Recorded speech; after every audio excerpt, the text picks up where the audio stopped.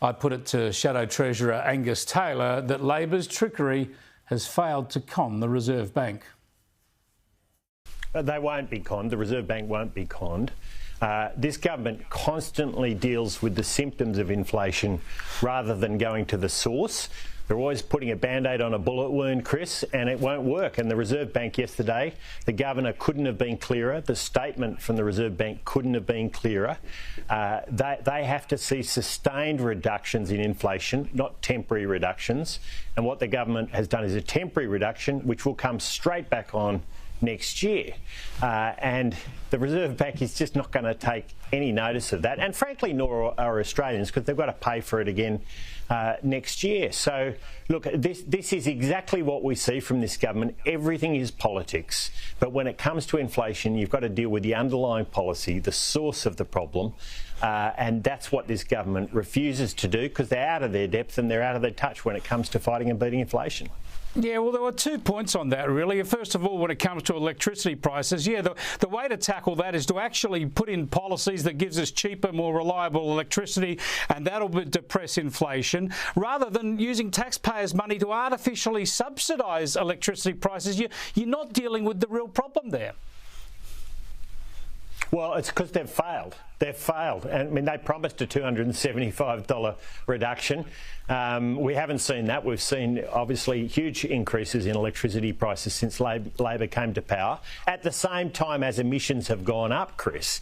This is how badly Chris Bowen has failed on his policy objectives. He's not even close. And so now they're handing out subsidies, which ultimately don't solve the underlying inflation problem and don't help to bring interest rates down, which we desperately want and need to see as soon as possible. So the government will pat itself on the back for doing for not solving the problem, but it seems to be a recurring pattern.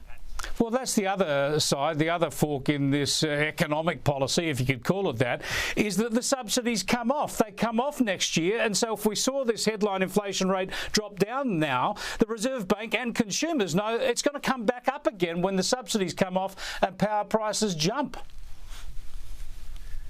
And that's exactly right, Chris. And even more than that, what we saw in the data today is that the trimmed mean, the core inflation rate, is still well above target.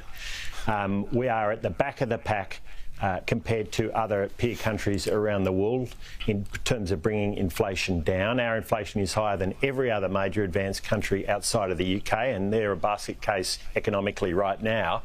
That's not where we want to be, but it's actually where we're at. And the Reserve Bank understands that. The statement from the governor and the press conference was very sober. It recognised that labour productivity in this country has been in absolute freefall, over 6% reduction since Labor came to power. It recognised that excessive immigration is making the situation far worse, and that we're still a long way from getting to where we need to if we're going to restore Australian standard of living. And there's no sign of that happening anytime soon. Now, going back when Bill Shorten was leading Labor and they tried to win an election by being honest about their policy agenda, and failed, of course, but he promised then to get rid of some of the tax concessions for real estate investments, negative gearing and capital gains tax concessions. Labor this time, under Jim Chalmers and Anthony Albanese, promised to leave all that alone, but we learn now that Treasury is actually looking at negative gearing changes. Exactly right. You can't trust Labor when it comes to tax. Chris, already they're going after franking credits. We've seen that. They're going after superannuation. They're imposing a tax on unrealised capital gains. And now we learn that they're secretly working on a plan to impose a tax on negative gearing on capital gains tax, effectively a housing tax.